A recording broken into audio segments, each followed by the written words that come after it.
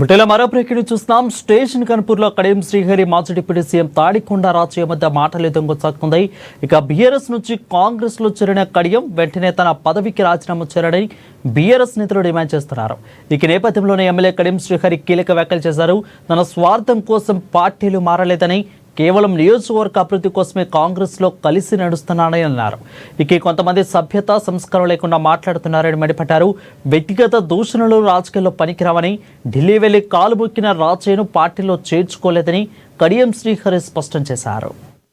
చాలా చౌకబారు విమర్శలు చేస్తున్నారు. సంస్కారం, సభ్యత అనేది వాళ్ళ జీవితంలో లేదు, వాళ్ళ నిజ జీవితంలో లేదు. కాబట్టి అందరూ అదే రకంగా ఉంటున్నారని అనుకొని సభ్యత సంస్కారం లేకుండా విమర్శలు చేస్తున్నారు. భాష ఎక్కడి వరకు పోయింది అంటే, ఒక పోస్ట్ గ్రాడ్యుయేషన్ చదివిన వ్యక్తి, ఒక మెడిసిన్ చేసే వ్యక్తి, ఒక ఇంజనీరింగ్ చేసే వ్యక్తి, ఒక అడ్వకేట్ గా పనిచేసిన చదువుకున్న వ్యక్తి కూడా హోందాతనాన్ని కోల్పోయి, మానవత్వాన్ని కోల్పోయి, రాజకీయంగా మాట్లాడవలసిన విషయాలను వ్యక్తిగత దూషణలకు దిగజార్చే ప్రయత్నము, రాజకీయ వ్యవస్థను భ్రష్టు పట్టించే ప్రయత్నం జరుగుతున్నది. ఈ మా జిల్లాలో ఉన్న మా మీడియా మిత్రులందరూ కూడా గమనించాలని చెప్పి నేను కోరుతున్నాను. నాకు కూడా చాలా బూతులు వచ్చు, ఎందుకంటే నేను పుట్టి పెరిగింది ఎక్కడైనా.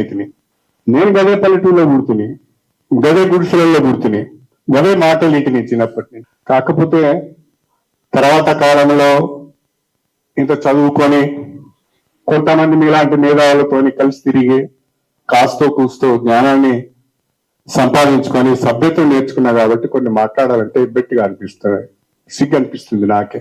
వాళ్ళు మాట్లాడిన మాటలు ఉచ్చరించడానికి కూడా నాకే సిగ్గు అనిపిస్తాను. అది వాళ్ళ విజ్ఞతకు వదిలేస్తున్నా నేను.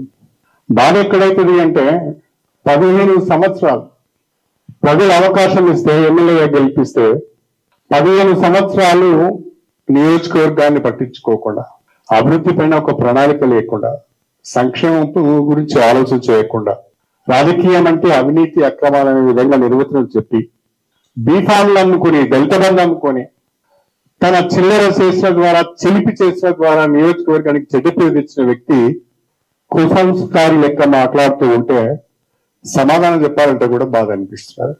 రాజకీయ విధానాల పైన సమాధానం చెప్పాం. ఎస్, ఈ వర్క్ నువ్వు ఇచ్చిన